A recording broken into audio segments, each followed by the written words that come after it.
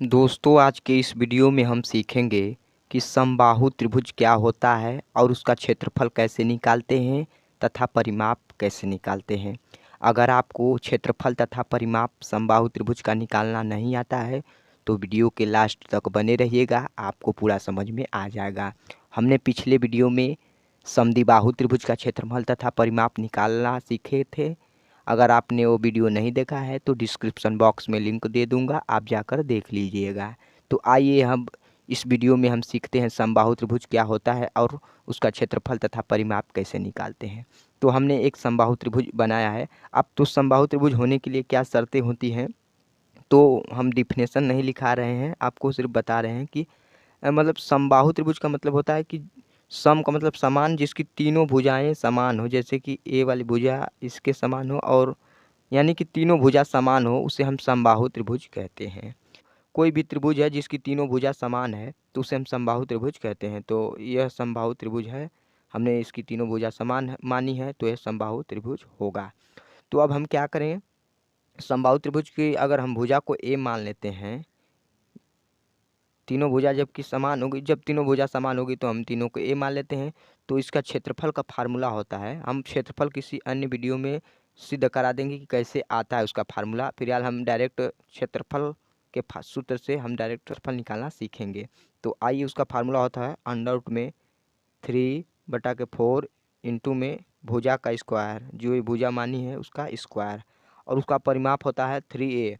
हम तीनों भुजाओं को जोड़ देते हैं, वही उसका परिमाप है। परिमाप बेसिकली यही होता है, जो भुजा की दूरी होती है उसी को हम परिमाप कहते हैं, और क्षेत्रफल अंदर का भाग को हम क्षेत्रफल कहते हैं। तो आइए अब हम कुछ एग्जाम्पल लेते हैं और उसके माध्यम से समझने की कोशिश करते हैं। हमने एक समबाहु त्रिभुज लिया है जिसकी प्रत्येक भुजा 16 सेंटीमीटर है। हमें इसका क्षेत्रफल निकालना है और परिमाप। तो आइए अब हम क्षेत्रफल निकालते हैं। तो क्षेत्रफल को ए बराबर करके फार्मूला लिख लेंगे, उसके बाद हम मान रख के क्षेत्रफल निकालेंगे। तो ए बराबर, अभी अभी हमने उसका फार्मूला सीखा कि रूट में 3 इंटू में ए स्क्वायर बटा के 4 इसका क्षेत्रफल का फार्मूला होता है। तो आइए अब हम इसी में मान रखते हैं। तो हम मान रख देते हैं। तो अंडर रूट में 3 को एज इट इज रहने देंगे, इंटू में 16 का स्क्वायर करेंगे और बटे में 4 है।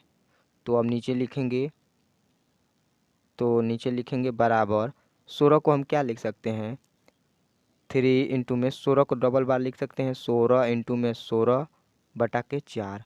तो 4 से हम 16 को कितनी बार में काट सकते हैं, 4 बार में, तो 4 लिख लेंगे।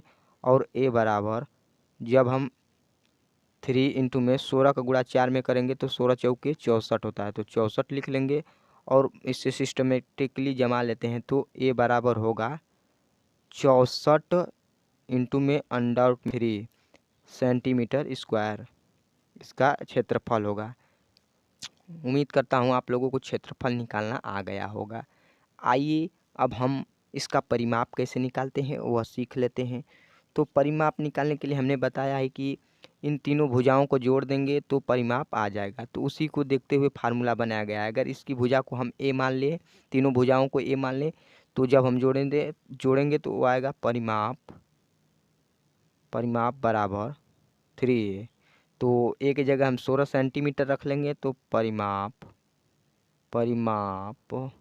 बराबर 3 इंटू में ए कितना है 16 सेंटीमीटर, क्योंकि इसका 3 गुना कर देंगे तो आ जाएगा।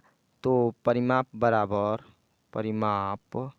बराबर 16 तियाँ 48 सेंटीमीटर इसका परिमाप आएगा। उम्मीद करता हूँ आप लोगों को समबाहु त्रिभुज का क्षेत्रफल तथा परिमाप निकालना आ गया होगा। अगर आपको समबाहु त्रिभुज के क्षेत्रफल तथा परिमाप निकालने में कुछ भी डाउट है तो कमेंट बॉक्स में ज़रूर बताइएगा, हम उसका रिप्लाई ज़रूर करेंगे। मिलते हैं नेक्स्ट क्लास में। जय हिंद।